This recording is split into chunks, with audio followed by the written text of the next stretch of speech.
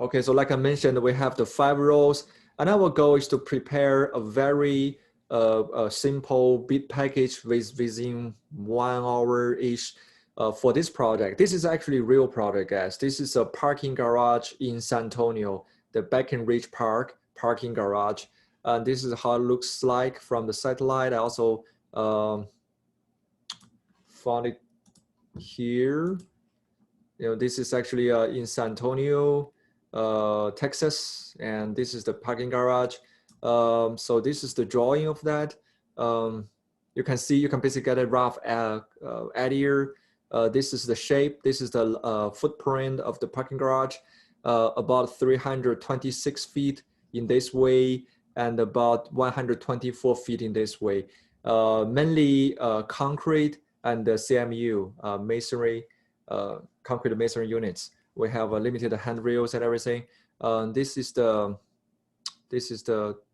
floor plan, and let me see if we have. I think I have. Yeah, this is the elevation plan. So about 3 levels. This is a parking ramp. Okay, and to further simplify our game, I already prepared the charts for each role. So let's say this is the chief estimator. This is the work table that you need to fill in. So because you're a chief estimator, you also need to consider indirect cost. Can you tell me what is the difference between direct cost and indirect cost in construction? Indirect cost is like salary and stuff like that. And direct cost is like materials and stuff. Can anybody else tell me something different? Indirect costs could be like the overheads, like salaries of your VPs and all the things. And direct cost would be about the project. Like, for instance, you need to pay for fuel, for the machinery you get for it. So yeah, those costs. That's good. Yeah, direct cost means everything goes into directly to the final physical components of a project. So that includes not only the materials, but also materials, equipment, and labor. But labor means direct labor, means what? The workers who are working on the job site, and also the general foreman. You know, because general foreman, and construction workers, their efforts are directly into building things up. And the indirect costs mainly refer to the overall management cost of the entire company, the business. For example, you have HR people from the home office, you have the VP, and usually for those people, it's very difficult to distribute their efforts into a specific project. So then we have something called overhead, right? That means this is the cost needed for me to run my business, not necessarily to build this project. So I call this indirect cost. And some companies also allocate project manager time as indirect cost, but some companies allocate that project manager time as direct cost, depending on how they perform their accounting. You know, if they budget their project manager time based on each project, that's called reimbursable. So it's kind of like when you prepare the bid, you say, oh, this particular project manager spent 4 hours a week on your project, even though this manager is managing 10 projects, but I guarantee you, he will definitely allocate 4 hours on your project. Then you have to pay that 4 hours for this project manager. Then that can be considered as a direct cost, right? But if they say, oh, we just have this project manager, or what do we call traveling manager, that is managing 4 or 5 projects at the same time, but this is more for my business. This is more for my general contractor. This is my company. Then we call them indirect costs or overhead cost. Make sense? And the final bid will also include what? Final bid will also include profit, insurance, contingency, everything like that. What is contingency, by the way, guys? That's the sum of money which is kept as an emergency. If something goes wrong, they can use that money to use to compensate the mistake or anything goes wrong very bad. Okay, who else also? I also heard somebody I also wanted to say something. Yeah, I was gonna say it's a percentage of each of the of the budget that is withheld or kind of like accounted for, just in case there's any unexpected errors or unexpected conditions that come up throughout the project. That's good. Yeah. So as a project manager or as a estimator, you know for sure that I'm going to overrun my budget. That is for sure. It's just a matter of how much. So a good practice for a lot of construction companies to add, let's say 10%, 15% of their calculated cost as contingency. And like both the student side, you know, if something went wrong, if something goes wrong, then I can use the contingency to cover the potential loss. But you never tell the owner you have a contingency. Okay, so this will be included in your budget. So that's your chief estimator, and of course we have the trade estimator or craft estimator that is responsible for a particular track of work. So for example, concrete estimator. Then for the trade estimator, your job is to do quantity takeoff, unit pricing, and the total pricing. Make sense? So quantity takeoff means what? Means you have to get the drawing, and then you need to use the drawing to calculate, oh, how many cubic yard of concrete, how many tons of steel I need to use. To make your life easier, I already included the quantities here. You guys can see my screen, right? And here. Yes. So this is for the individual project or? For this project. For this project. Oh, okay. Yeah. And so let's say this is actually the CSI cost coding system. It's a standard cost coding system, you know, that a lot of companies are using. So this basically, I listed the items you should take care in this game, and the quantity and the unit price. So, but you still, and also I provided the unit price, okay? And so what you need to do is just to, you know, right? I also give you the labor, right? So what you need to do is to. Professor? Yeah, go ahead. Wouldn't we require labor productivity as well? Since exactly, that's a good question, and we will be talking about that in a moment. And so this is the concrete estimator, masonry estimator similarly, but keep in mind, as the estimator, you need to care about material, labor, equipment, and sometimes subcontractor. So for this particular game, we don't care about subcontractor, okay? And by the way, guys, these tables are directly copy pasted from the actual project, okay? So that's you know, if you're interested in going to a construction company as a career, that will be your pretty much your first job for the entry-level estimator or entry-level scheduler. So let's play the game. Project control specialists, usually we call these guys the data manager. So once your company has finished the job, you are responsible as a project control specialist. You are responsible to track the performance, the progress, and including, you know, how much work I have done, and so far how well we have done. So by the end, you should have information such as this. For example, this is the data this particular project control specialist has. You know, we have done 5 projects, and I collected, you know, the quantity of concrete piers, concrete precast column, and masonry walls, precast beam for each of the projects. So that's, for example, for project 1, you know, we have pulled 5,000 square foot of concrete, and for project 2, we have pulled more than 12,000 cubic yard of square foot of concrete. And also, this project control specialist documented how many labor hours our company spent on them. So then we can calculate what?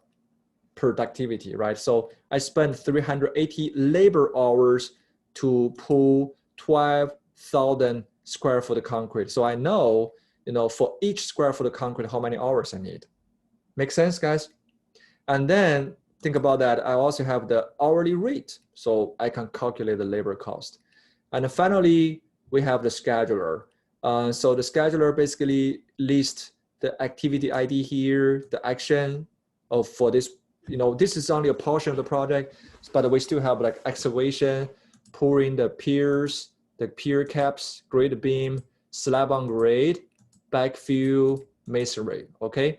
And also, once again, to make your life easier, already provided with you the crew size. It's like for each crew, how many people you have. So that means we have a 3 people crew for proving the piers, but we have a 6 people crew for slab on grade area 1. And then you need to, from whatever information, you need to get how many days you need. And this is Monday, Tuesday, Wednesday. So you basically need to do something like this. You can just highlight this one and plot it. Make sense? Okay, so now I'm going to assign you guys different rules, and then I wouldn't tell you more, but I'm very happy to answer a question. But now let's work on this bid package altogether. And once again, guys, this is the real life. You have, there are estimators, schedulers, project control specialists, project managers. They are working on these separate data sheets on a daily basis. But you will see very soon, it is impossible for you to finish any sheet without information from others. Okay, so let's just view that. So let me see how we want to work it out. We have 12 people. Okay, we have 5 rows. Okay, I'm going to divide you guys into 2 teams. So one team will have 5 students, one team will have 6 students. But I'm going to share with you the link here. But before that, let me duplicate the sheet. Okay, so let me see pre-call rooms. I'm going to. So where do we find those links? I'm going to share with you the links soon after I bring you guys into the room. Okay, so hold on. Why it's showing 2 breakout rooms already?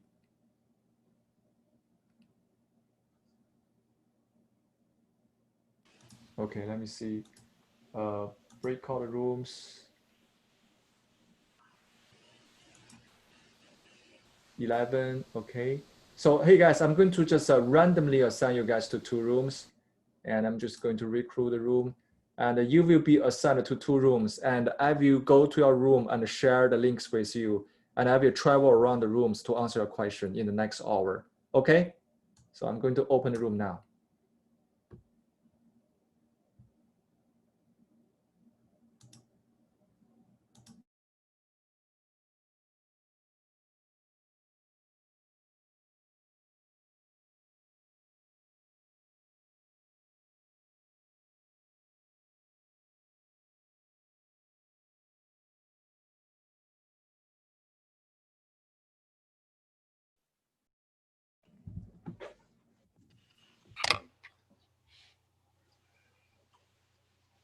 Okay, so you guys, but we're the other team.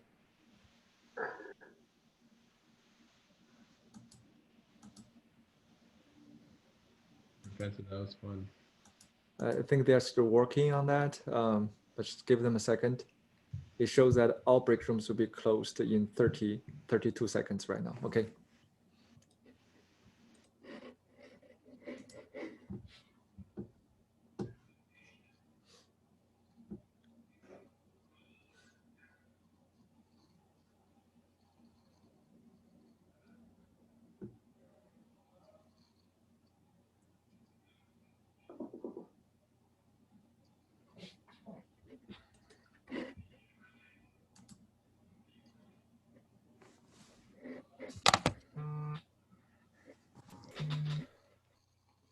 Okay, they're back. Hello, guys. Hello. Okay, so now, do we have both teams back? Yep. I think so. And also I see the other team also have this schedule ready. Let me also check the chief estimator. Okay, you have the total costs, you have the days. Great. So first of all, guys, congratulations. Both team actually gave very close estimate and duration. So the actual number for that is actually around 1,125,000. So 1.125. And I think both team gave me very close numbers. And also for the total duration, the actual company used the 52 days. But like I said, the duration can also depend on what? Can also depend on the assumption you use in your schedule, you know, how many parallel activities you have, you know, the sequence of that. So around 40 to 50, you know, you guys are very close. So I have to say congratulations, okay? All right, so here's the thing. Let me share my screen. Okay, so let's see why we are doing this and what we learned from it. You guys can see my screen, the drawing app, right? Yeah. Yes. Okay, so let's see what inside is in this game. So let me just type in their name. Oh, this is huge.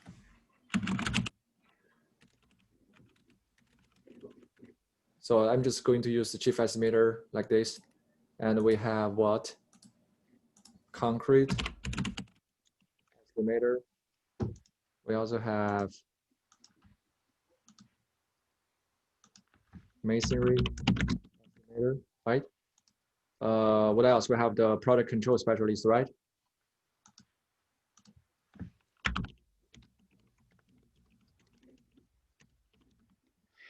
We have scheduler. Let me just put the scheduler here. Okay, guys. Now let's see what happened here. Remember, for concrete estimator, in order to calculate labor cost, what information the concrete estimator need? It needs the productivity. Productivity information, right? Yeah. And similar, the same thing for masonry estimate, right? And when they got the labor hours, they got the labor cost, but they also send the labor cost to what? To scheduler, right? Because scheduler need what? The labor, the days, correct? Yeah. And they also send the cost to who? The chief estimator, right?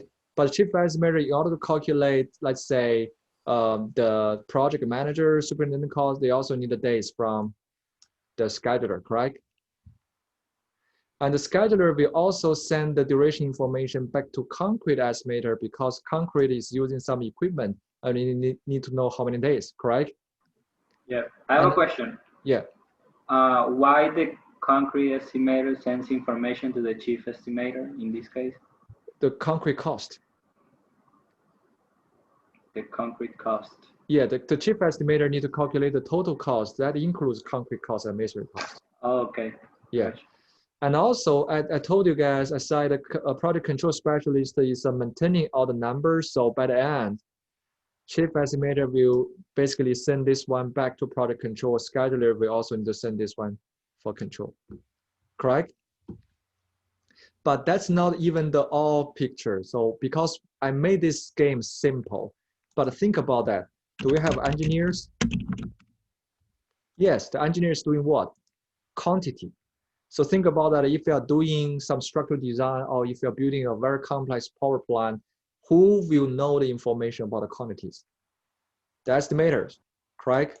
That's the engineers, right? So engineers will basically have to send the quantity information to the trade estimators. Is that correct? And then also, who will decide the crew size? The scheduler, can the scheduler decide the crew size? Most of the cases, no. Most of the cases should be the project manager. The project manager has the right to do that. So basically, the project manager will tell them. But think about this, guys. We also assume we know the hourly rate for the people, but in fact, it belongs to HR. HR knows the hourly rate for different crew. So basically, we are talking about this and also this because we also have manager cost. Make sense? But we also have what? Material, let's just say suppliers. Suppliers knows the unit price for concrete and the masonry and everything. So let's say they also need to send this information to these guys. Is that all?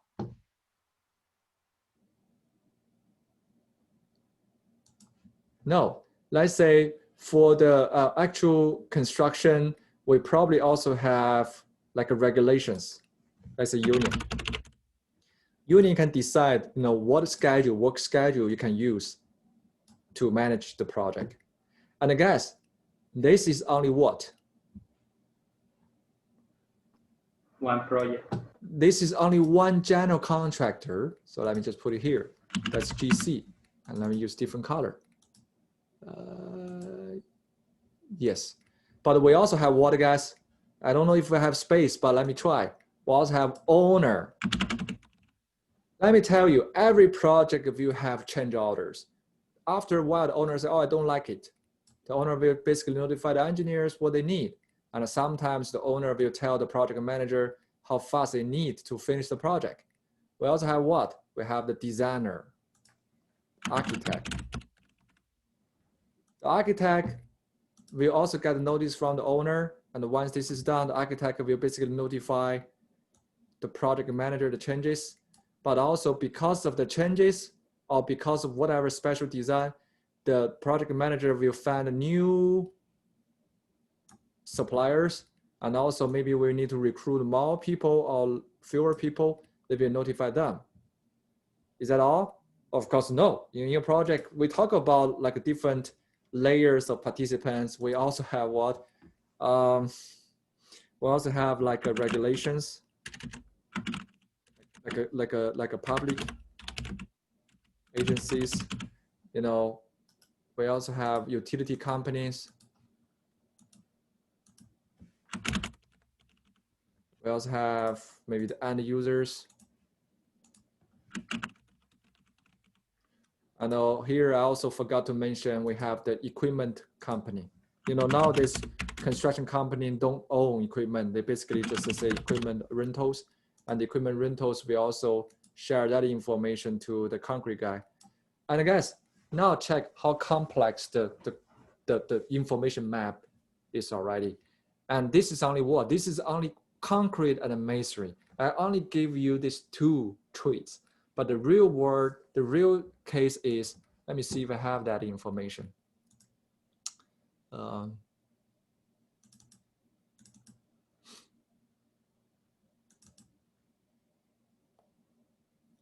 It should be, let me see.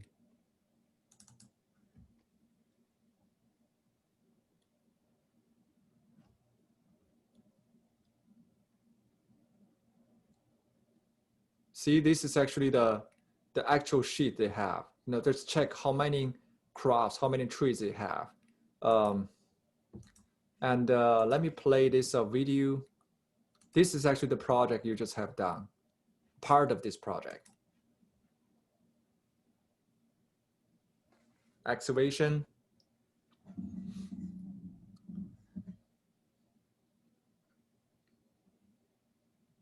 Piers, pier caps.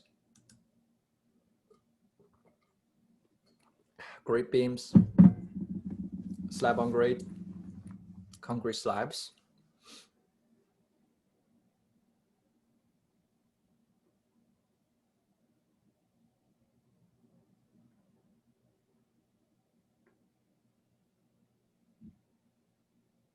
That's small concrete columns.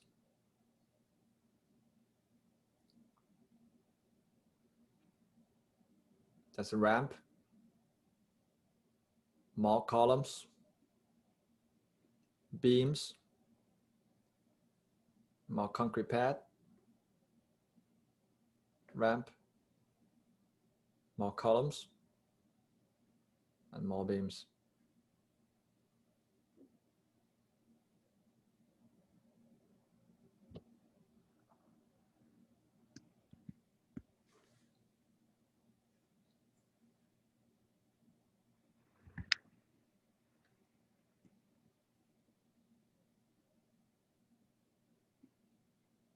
This is the elevator shop.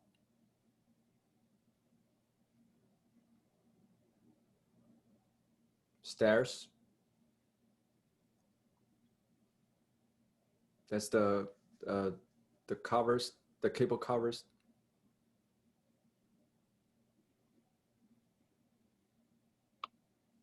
I think now this is masonry, CMU wall.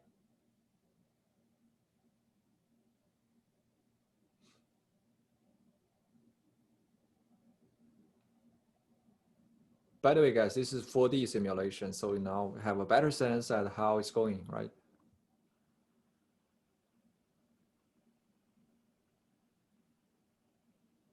And of course, mechanical system. We even didn't cover that at all, right? MEP.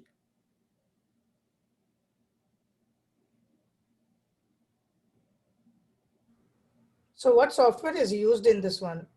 It's aluminum. Actually, I'm going to give you a quick demo today. And this is the SketchUp.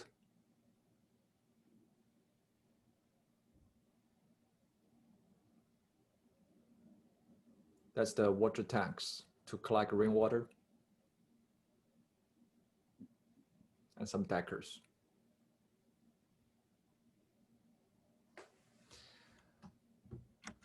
All right, guys. Let me just stop here. Close this.